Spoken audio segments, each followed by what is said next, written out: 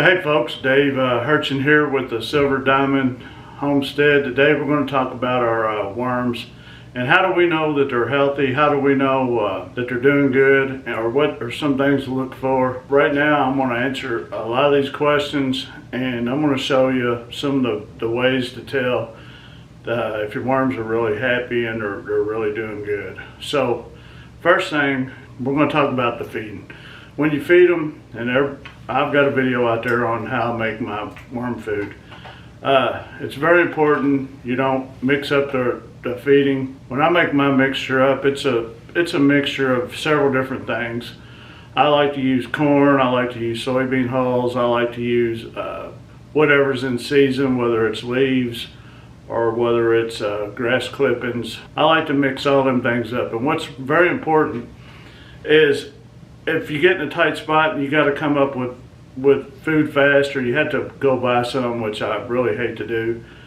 If you take one of them things away, it's not that big of a deal. But if you go to feeding a well-rounded diet, and then you go to just per se feeding straight cornmeal, which I got in that bind a couple weeks ago, and I'll tell you what, you could really tell the worms weren't happy at all. They weren't balling up, they weren't just pulverizing the food. So anyway, let's take a look at what your worms should look like if they're really happy.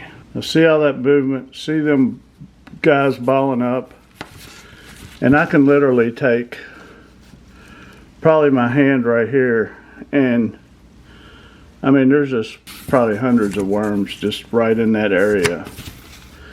And I probably fed them a little bit too much last time, but then they'll eat it. Now let's look at another one.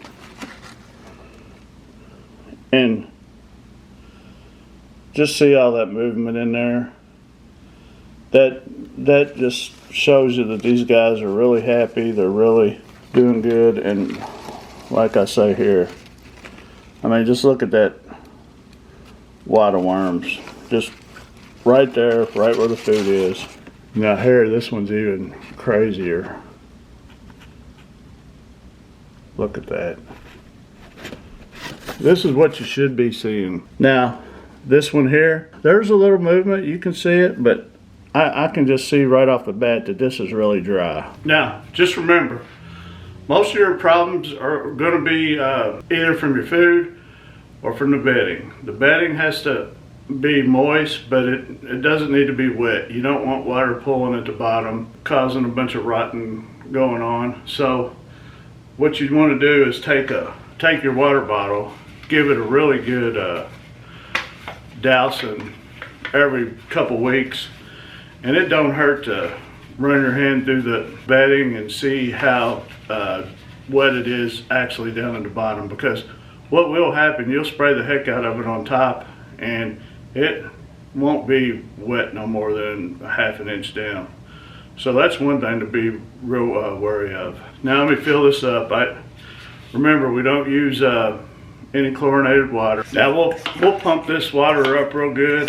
I call it a maintenance spraying, and I'll just check, and this might last for all 6 of these beds. Then again, that every 2 weeks you need to check, because that 4th one down, I guarantee it's not wet very deep. So we'll go ahead and give it a good douching. And when I feed mine, after I water, I like a good fistful. So anyway, we got them watered, mediums, nice and moist, and they're happy for the most part. We can see them balling up and pulverizing that food, and that's what we want to see. With mine, I actually don't know how many's in each one.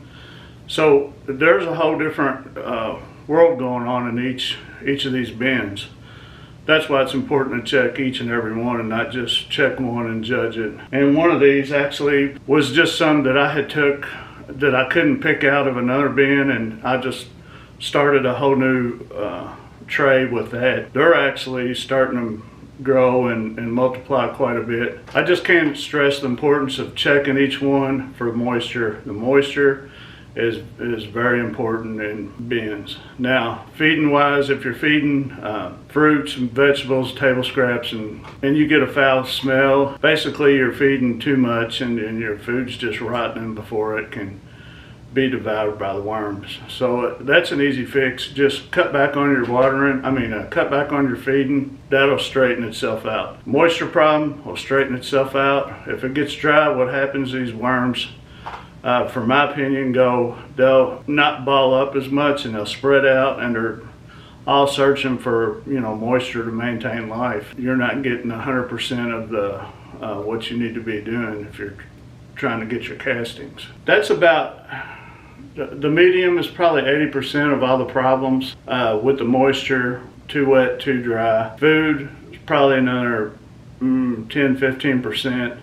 And actually, other than that, I haven't encountered many more problems with these guys. So what I'm going to be looking for, and I hope I don't have any, but some problems to kind of report back and give you stuff to look for. But right now, these guys are down here in the basement. It stays between 60 and 70 degrees. Not much of a shift in temperature at all. Not much of a shift in food. I try to keep them on the same diet. Moisture is, I can't stress it enough. One bin might be growing more worms, one might be producing faster. And these things happen, within several weeks. These changes happen more so than when you're any other animals. And basically, guys, I just wanted to do a quick update on these and show you how they were doing and how to tell when they're happy. And God bless and have a great day. Thanks.